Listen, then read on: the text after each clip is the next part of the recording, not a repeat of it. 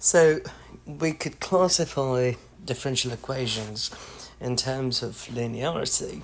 So what do we mean by linearity? Let us consider an nth order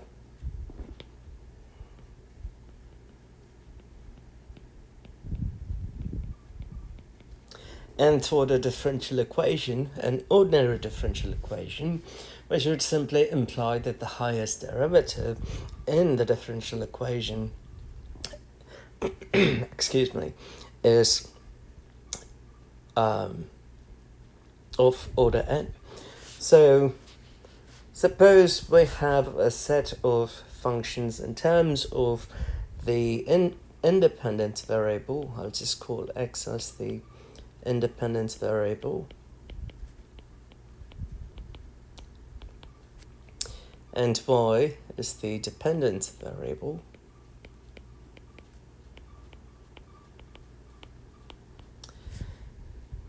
And if I have the equation in this following form,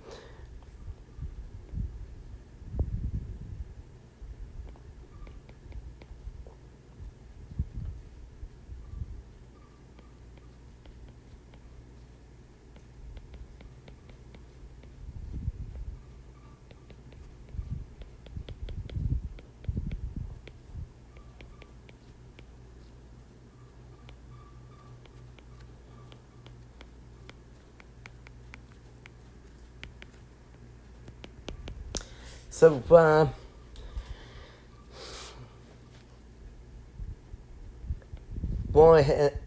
yn is the nth order derivative,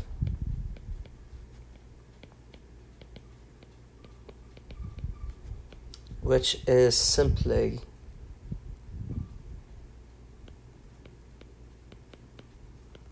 that, and right over here, that would be the first order derivative, or the first derivative. I should simply call it the first derivative and nth derivative. Easier.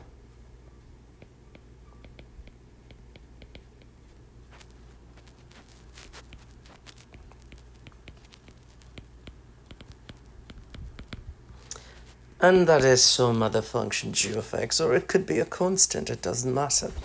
So here, each of the a's, all of them must be a function of the independent variable. And the degree of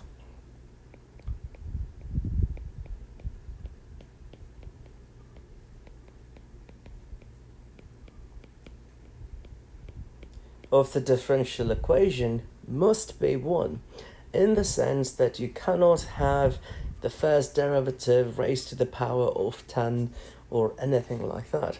So the degree of the differential equation must be 1, and every single a that are highlighted, those must be a function of the independent variable. If we have a differential equation of that sort, then it is called a linear differential equation.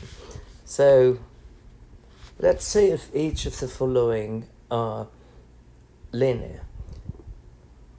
So the highest order here is y double prime, so naturally the order is 2, the degree is 1. Everything is working out so far. So what we have is 1 minus x, y double prime, minus 4x, y prime, plus 5 times y equals cosine x. So that would be a2 of x, which is the function of x. That is a1 of x, which is a function of x. I'll call it negative 4x. And the number 5 is a naught of x, which is a constant 5. And if I compare it to the equation that I just wrote, that part would be g of x. So every single a function is a function of x, and the right-hand side is also a function of x, and the coefficient of y is a function of x. So this particular dE is linear.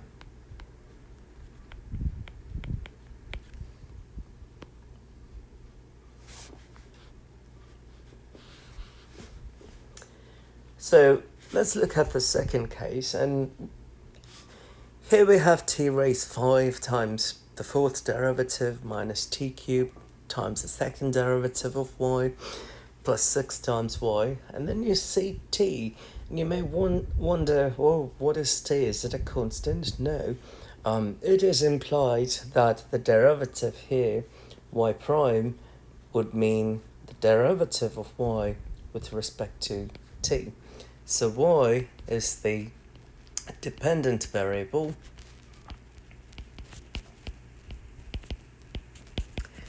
and t is the independent variable.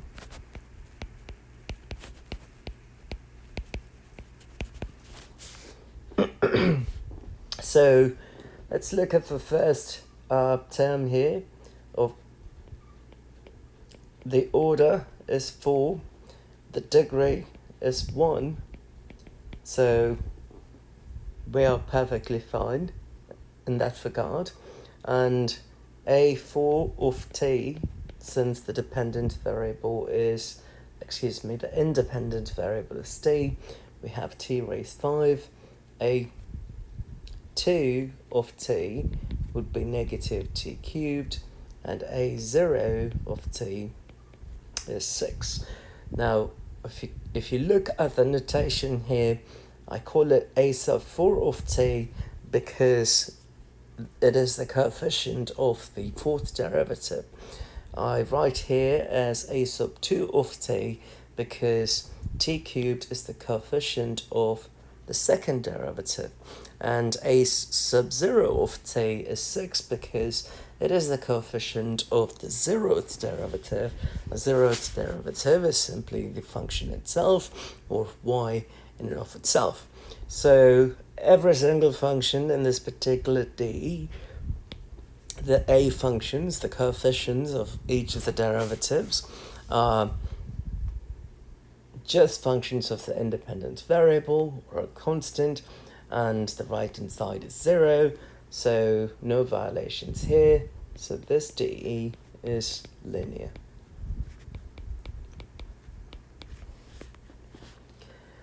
In this problem, we have u to be the dependent variable,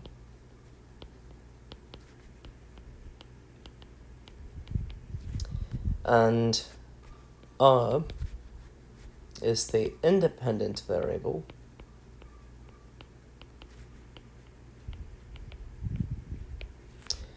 so that is a second order derivative, and the order therefore would be 2, the degree is 1.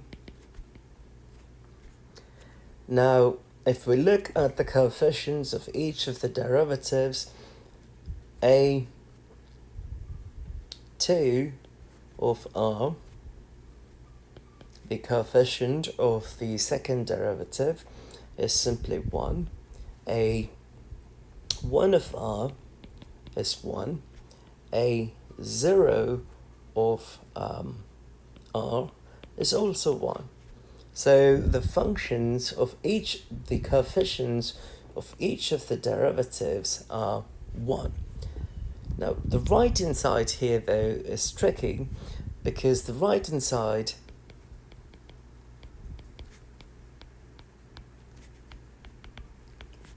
is cosine of r plus u, and r is the independent variable and u is the dependent variable. So if the right-hand side were to be simply cosine of r, then we wouldn't have a problem. But here it is a function of both r and u, so this would imply that the dE is not linear. So it becomes a nonlinear DE.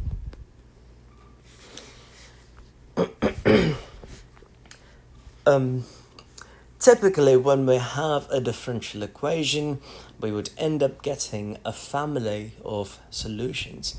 Now, if you recall from integral calculus,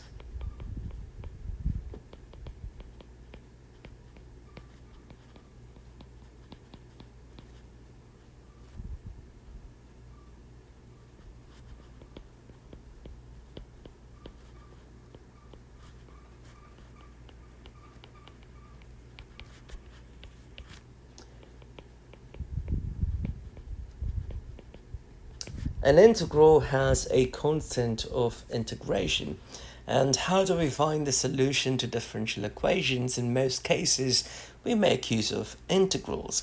So we would end up getting constants of integration time and time again, and these constants would end up being part of the solution.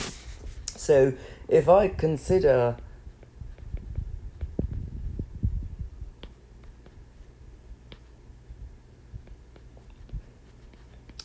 a first order DE, I'm going to write this in normal form.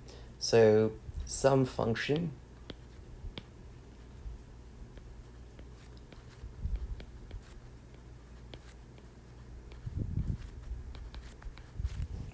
so that is what I have, the first order DE. Then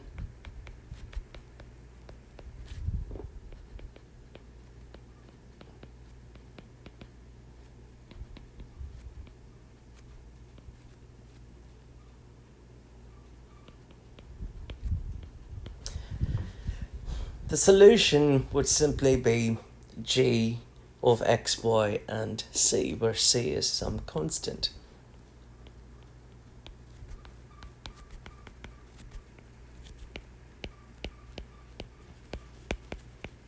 And this is what we call a one-parameter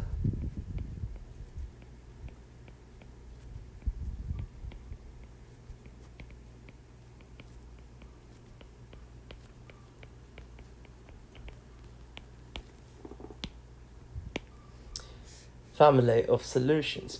Now, if we consider a second order DE, a second order differential equation would depend on x, y, y prime, y double prime. Then the solution is some function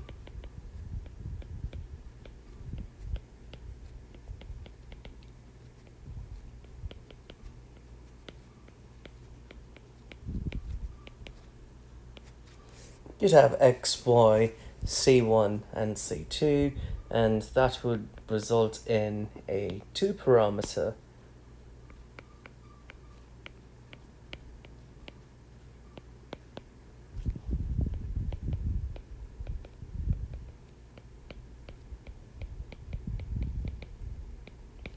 family of solutions. So if we keep on going all the way up to an nth order derivative,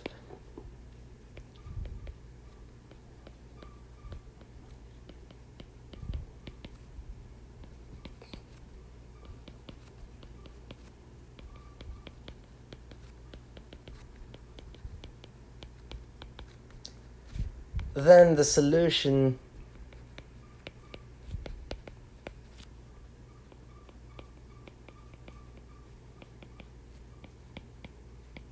is some function, we'll call it g, and it would have a whole bunch of constants, c1, c2, c3, all the way up to cn, and that would be, I shouldn't have equal to 0 here, I'm sorry. That would be an n parameter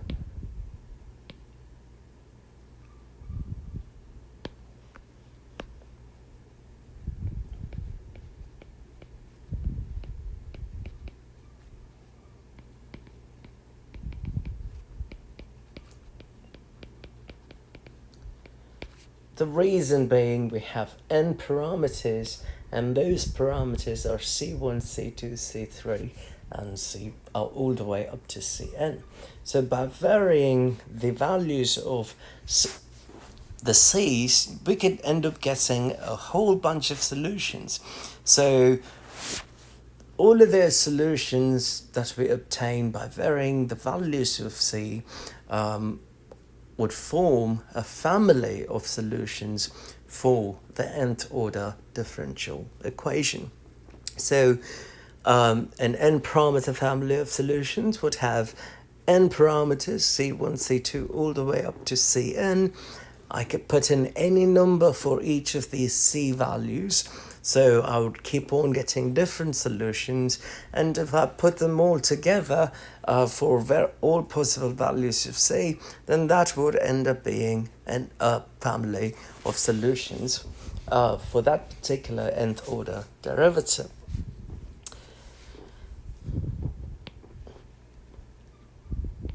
There is a form of solution, it's called a particular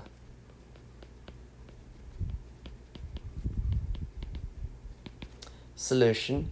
A particular solution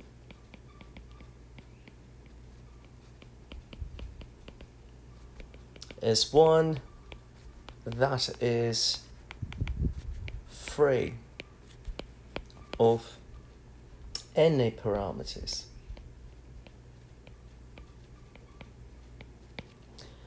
So suppose we had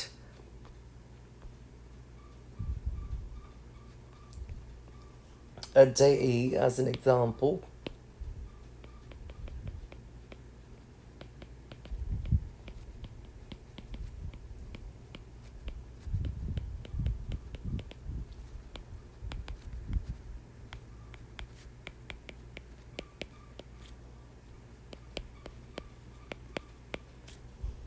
Suppose the solution to a DE is C1x plus C2x squared plus C3x cubed.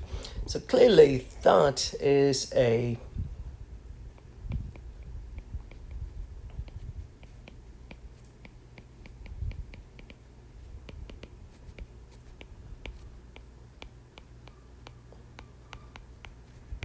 three parameter family because we have three parameters, C1, C2 and C3. However,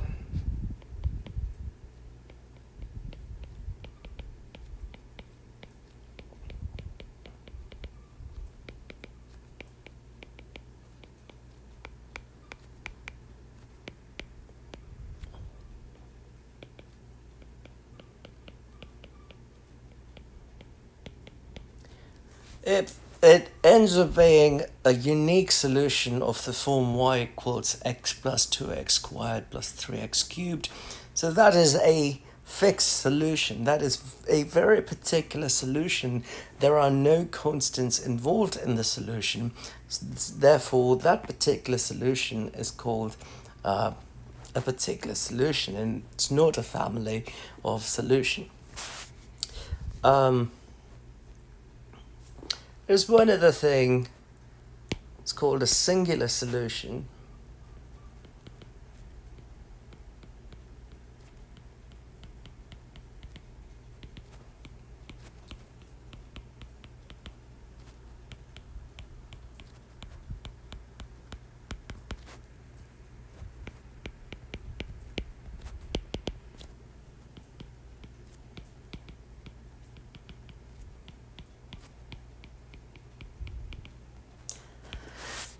So a singular solution is a solution that does exist. It is valid for the particular differential equation that is in question, but it doesn't belong to the family of solutions that we have for the DE. So we have a differential equation, we have a family of solutions, and then there is this lone solution which satisfies the differential equation but doesn't belong to the family. And if we have a solution of that sort, that is called a singular solution.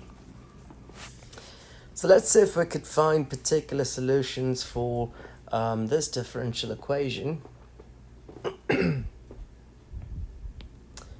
So we have y prime plus 2y is equal to 0, and the solution is y equals e raised mx. First off, we could actually verify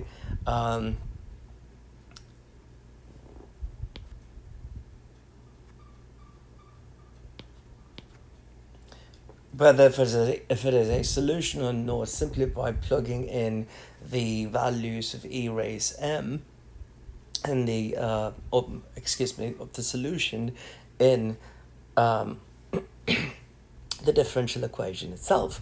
So I have y equals e raised m times x. So that would mean y prime is m times e raised mx.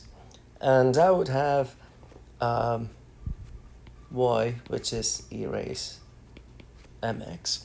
So I'm going to take these and plug it in the original dE.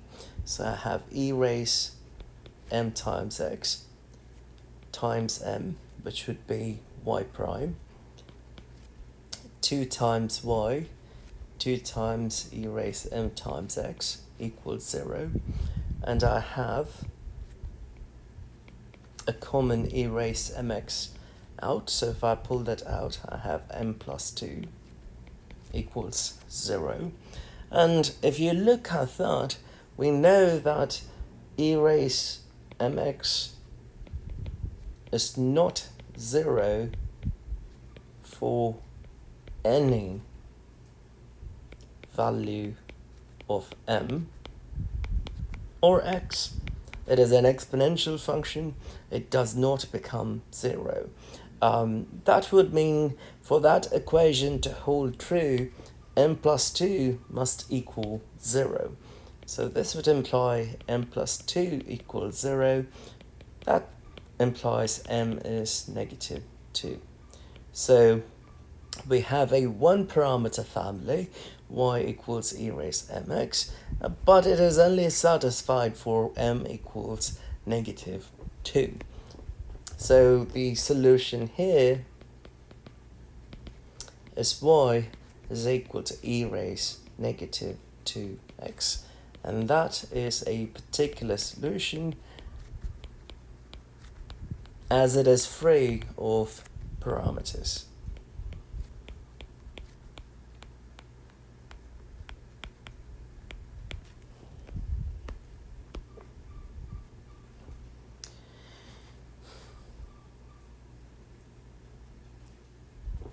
So once again, we have y is equal to e raised mx. So y double prime, well, we'll start with y e raised m times x. Y prime is m times e raised m times x. Y double prime is m times m e raised mx, which would be m squared e raised m times x. So we take the values y double prime, y prime, and y and plug it in the equation. So we would have m squared e raised mx minus 5 m times e raised mx plus 6 times e raised mx equals 0. We have e raised mx in common.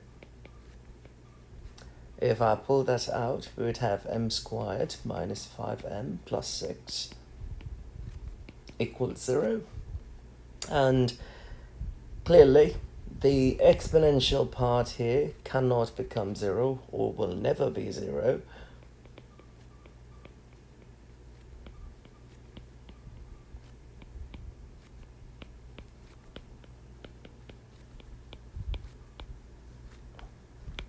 Any real number, m or x.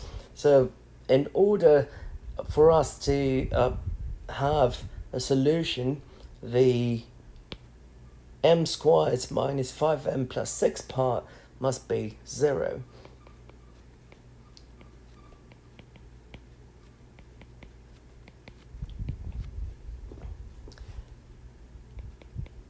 which would imply that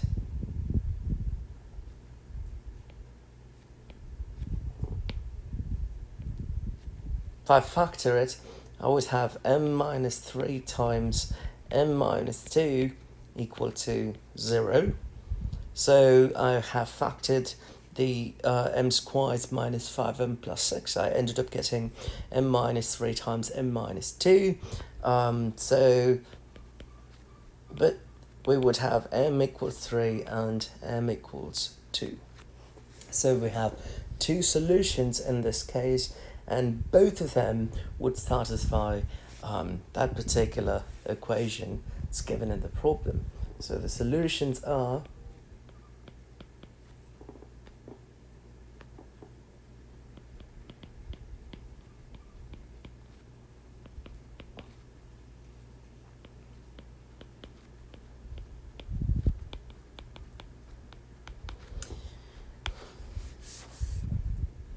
y equals e raised 3x and y equals e raised 2x.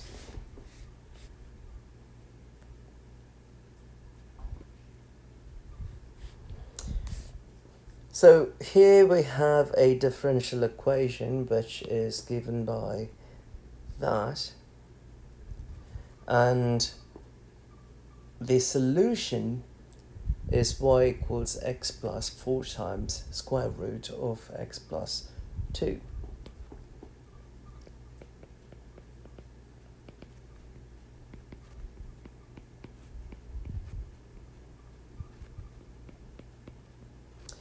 Now we want to determine the interval of existence. So first off, it has to be an open interval in the sense we can't include endpoints. We have a radical here. In other words, we have square root of x plus 2. Now for us to have a real solution, square root of x plus 2 has to be greater than or equal to 0.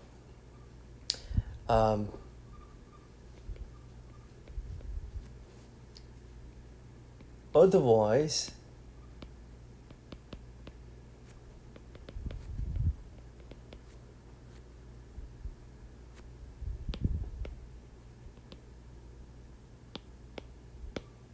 what is that? Whoa.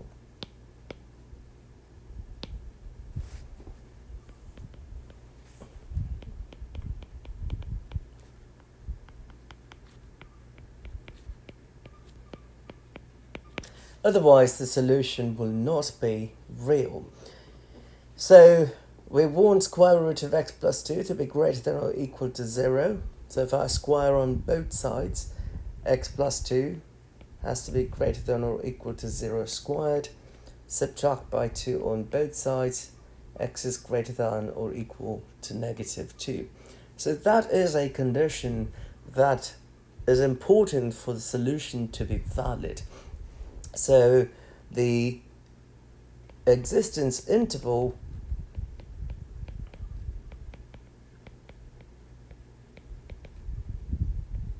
is negative 2 all the way up to infinity. And keep in mind, it is an open interval. You may say, well, why should it be an open interval? If you recall from calculus that we can't take the derivative at an endpoint, we can take the derivative on an open interval where a function is continuous. So here we have another differential equation, which is y prime equals 2x times y squared. The solution here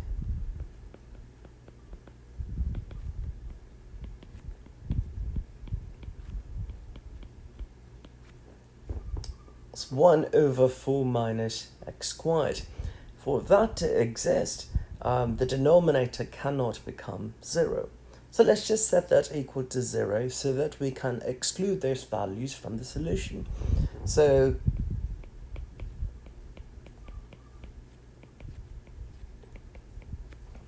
which would mean 4 is equal to x squared.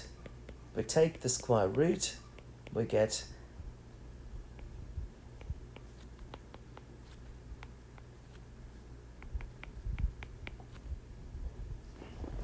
plus or minus 2. So if x is equal to 2, or if x is equal to negative 2, then y would not exist, because it would result in a divide by 0. So if I look at the domain of the solution,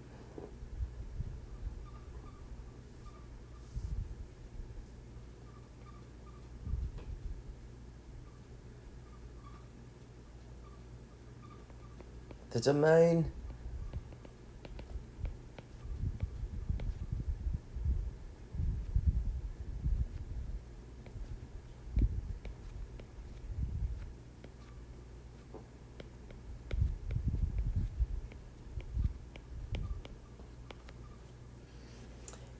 is the union of all of those. So the intervals of existence could be any of those intervals.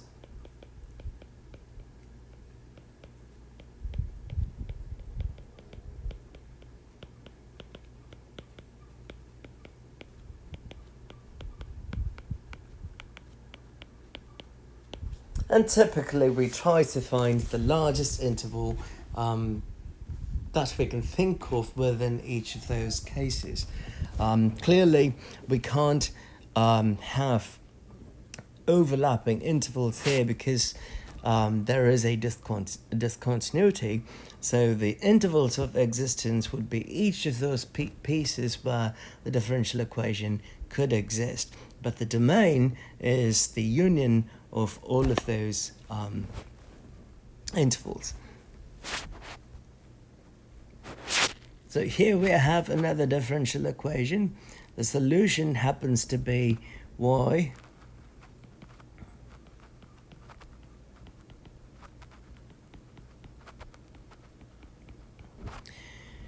(1 minus sine x raised negative 1 over 2). So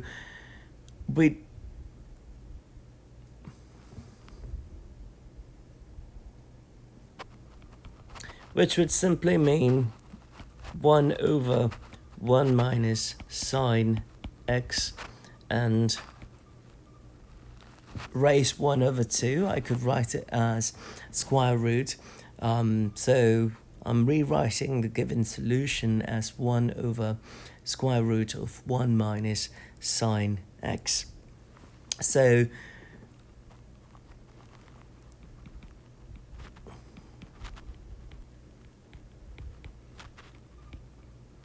we know something about sine x. Sine x becomes 0 when x is equal to pi over 2. Sorry, sine x equals 1 when x is equal to pi over 2. And I can't plug in that value in there. And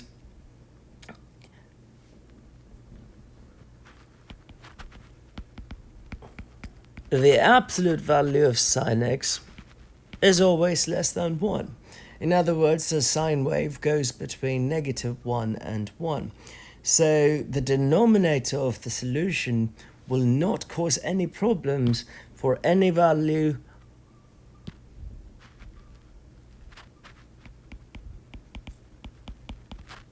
of x except x is equal to pi over 2. So another aspect here is, since since sine of x is a periodic function and sine has a period of 2 pi, we can expect sine x to be 1 at x is equal to pi over 2 plus 2 pi. So sine x equals 1 when x is equal to pi over 2 plus 2 pi, which is simply 5 pi over 2. The reason being sine of x has a period of 2 pi.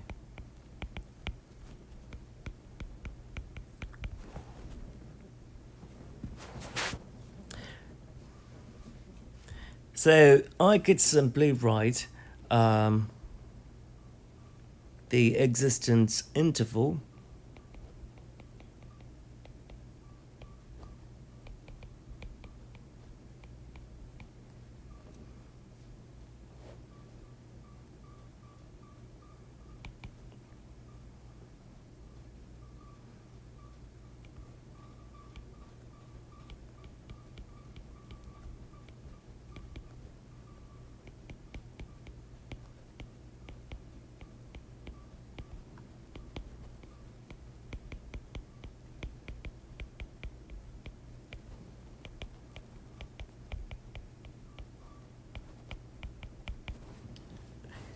I'm writing the simplest case, and that is the existence interval on 0, 2 pi. So I'm excluding pi over 2. I'm excluding 5 pi over 2. The reason being at pi over 2 and 5 pi over 2, we would end up having 1, and sine of x, if it becomes 1 in our solution, the denominator would end up being 1 over square root of 1 minus 1, which would result in a divide by 0, and we don't want that, so we have to exclude pi over 2 and 5 pi over 2. So you can actually extend this to any interval, but I'm just going to limit it to the interval 0 to 2 pi. We could also combine these two intervals, and write it as a single existence interval as 0, pi over 2, pi over 2, 5 pi over 2, 5 pi over 2, 2 pi.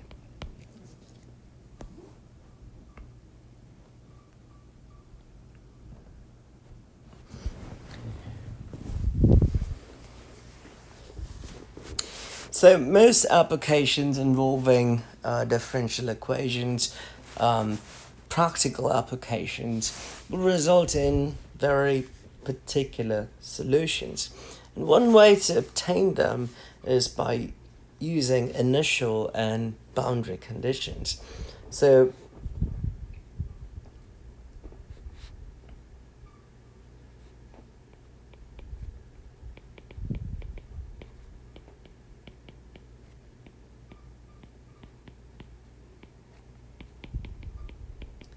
initial value problems, or IVPs, are differential equations with initial conditions. So if I consider a first order dE as an example, let's just take dy over dx equals x squared.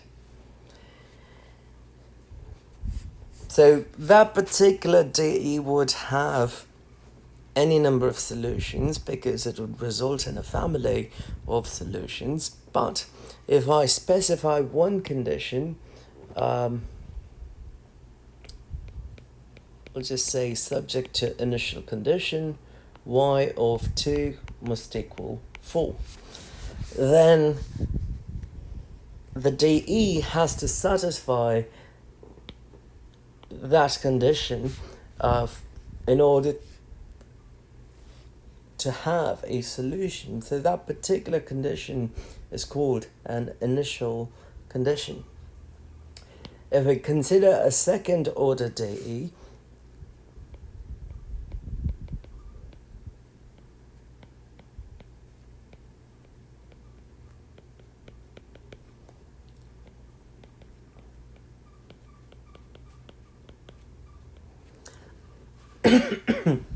y double prime minus y prime plus 4 equals 0. Here we can subject that differential equation to two conditions. One, the original function is equal to 8 when x is 0, and the derivative at 1 equals negative 5. So I have two conditions specified. So that would be the two initial conditions for that second order differential equation. So those are initial value problems because we specify initial conditions. So an nth order differential equation will have n initial conditions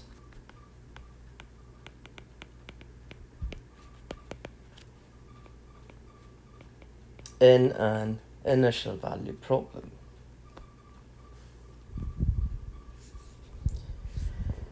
So a key thing to note about the initial value problem is that these initial conditions that we choose are within the range of the solution itself. In other words, the solution will satisfy these conditions on its existence interval. Sometimes we want to impose conditions on the boundary, so those problems are called boundary value problems.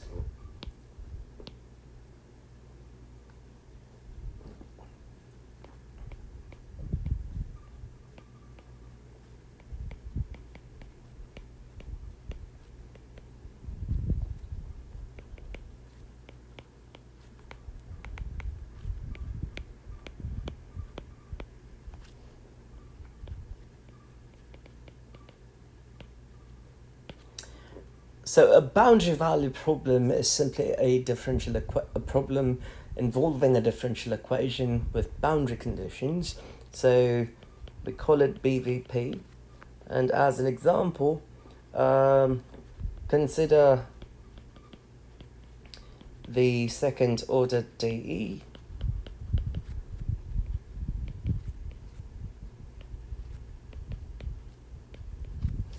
Y double prime minus y equals e raised x, and I specify two conditions. The first derivative at 0 must be equal to negative 5, and the first derivative at 4 equals 0.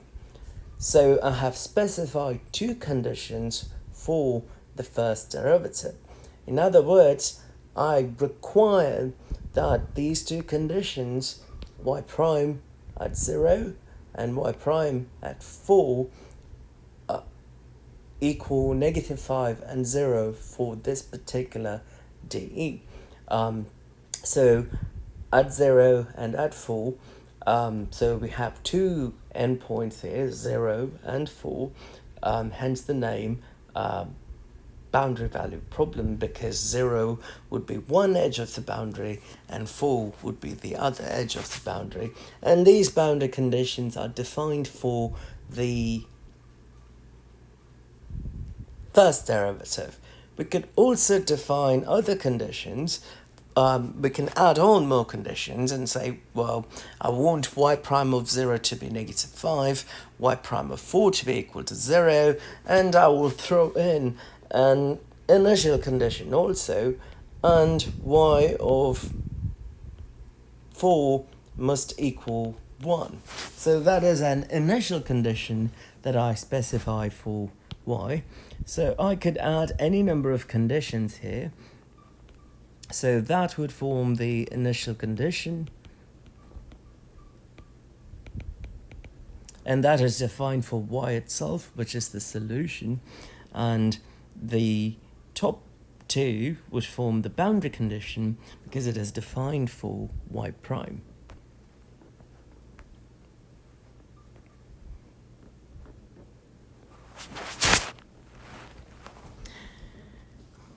So here are some examples. We have a solution c1 e raised x plus c2 e raised negative x, and it is the solution to the differential equation. Looks like there's a typo. Y double prime minus y equals 0. We have to find the solution to the IVP based on the following initial conditions. So the conditions are y of 0 is 1, y prime of 0 has to be 2. So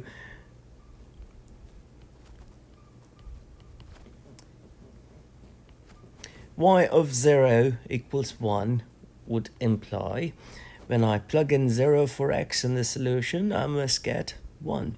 So 1 would equal to c1 e raised 0 plus c2 e raised negative 0, which would imply 1 equals c1 plus c2, because e raised 0 is 1. Y prime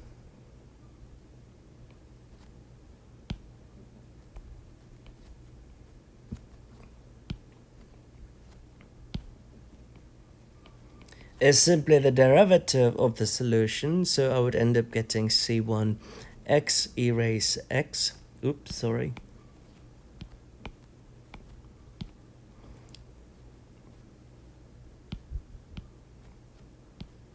c1 e raised x minus c2 e raised minus x, because I'm taking the derivative of e raised x. The derivative of e raised x is e raised x. The derivative of e raised negative x is negative e raised negative x. So the condition here is if I plug in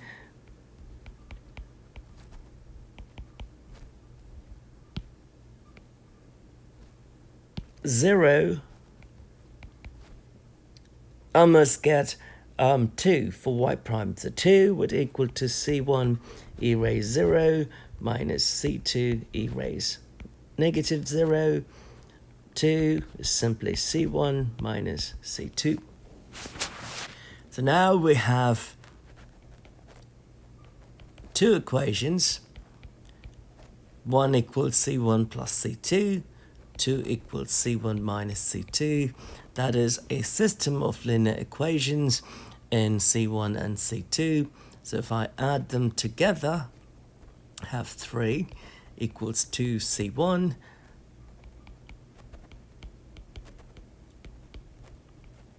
which would imply c1 equals 3 over 2. Take that 3 over 2, plug us in one of the two equations to solve for c2. So that would mean 1 is equal to 3 over 2 plus c2. c2 would be 1 minus 3 over 2, which is negative 1 over 2. So we found c1 to be 3 over 2, c2 to be negative 1 over 2,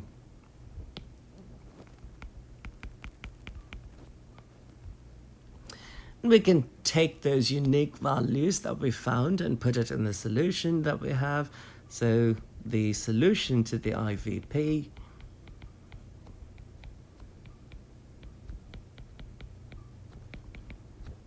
is y equals 3 over 2, which is c1 e raised x, negative c2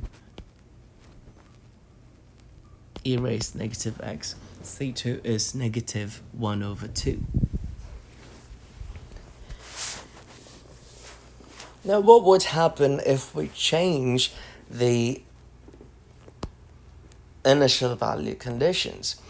So if you change the initial conditions, the solution to the initial value problem would change. So we're going to use the same problem, but I'm going to change the initial conditions. So when x is negative 1, y is 5. So I plug in x is equal to negative 1 in the equation.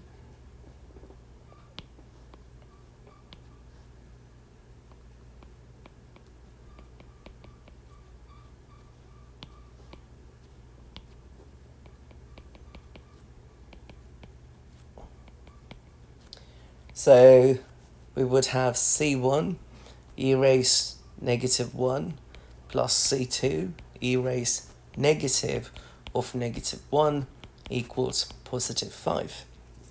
And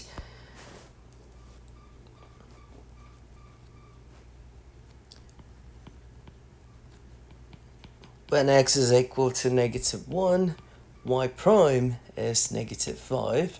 So we know the derivative is c1 e raised x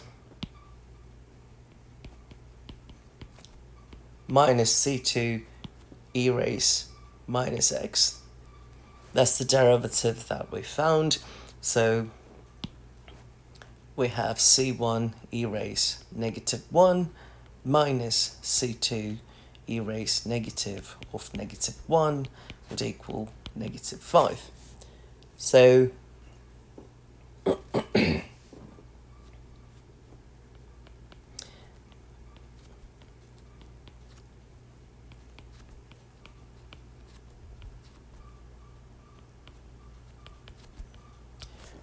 we have c1 e raised negative 1 plus c2 e raised positive 1 equals 5, and c1 e raised negative 1 and minus c raised minus c2 times e raised positive 1 would equal to negative 5. So if I directly add these two, I'll get 2c1 e raised negative 1 equals 0, which would imply c1 is 0. So if c1 is 0, take that value and plug it in one of the two equations, we would end up getting 0 times e raised negative 1 plus c2 e equals 5. Which would imply c2 times e equals 5. So c2 is 5 over e. So what is the solution?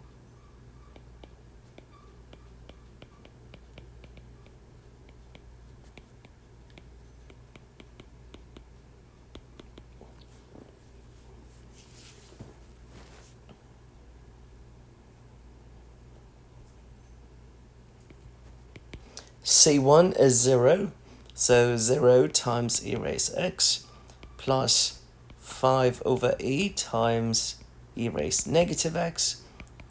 Therefore, the solution is 5 e raised negative x times e raised negative 1. It's 5 e raised negative x plus 1.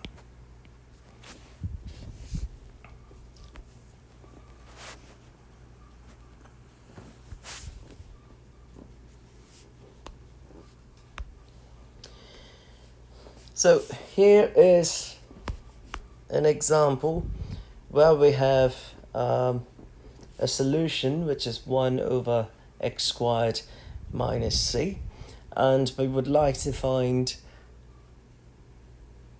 the solution to the IVP based on the initial condition y of 2 is equal to 1 over 3. So when x is 2, y is 1 over 3, so I'm replacing the values.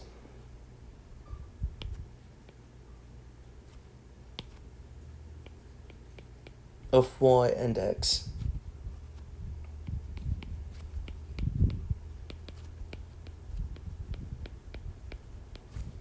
This would mean 4 minus c is equal to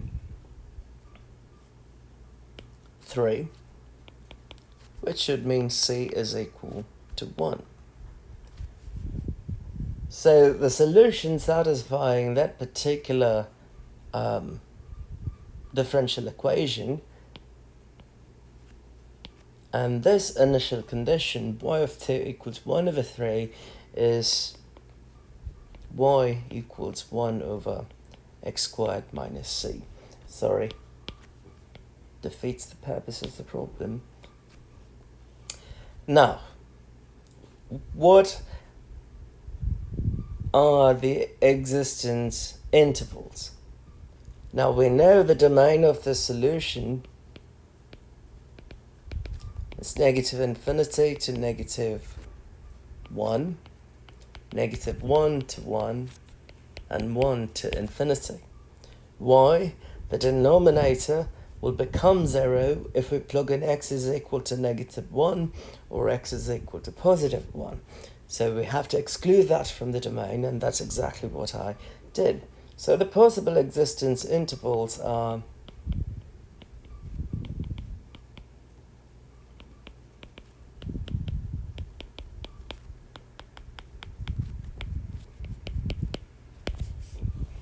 those three. The next case, we have y of 0 is equal to 1. So when x is 0, y is 1. So we have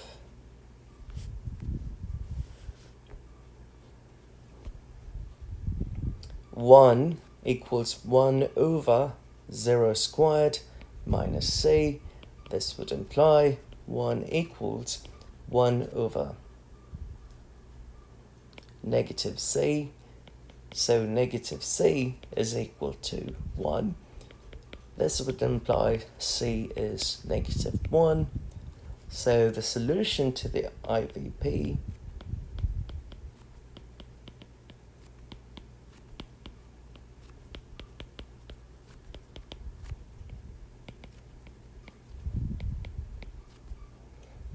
(1 over x squared minus c) is the solution. So I'm going to replace that minus c with the value of c that we just found. So x squared minus with minus 1 is 1 over x squared plus 1.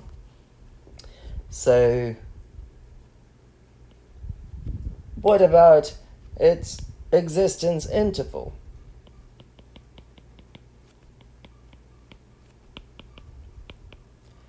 There is no real number that would make the denominator 0. No matter what number we plug in for x, the denominator is going to be a positive number, because x squared will always make whatever number you plug in positive, and you're just adding 1 to it, so the denominator is always positive. So that particular solution is valid for for every real number. So the existence interval is negative infinity all the way up to positive infinity.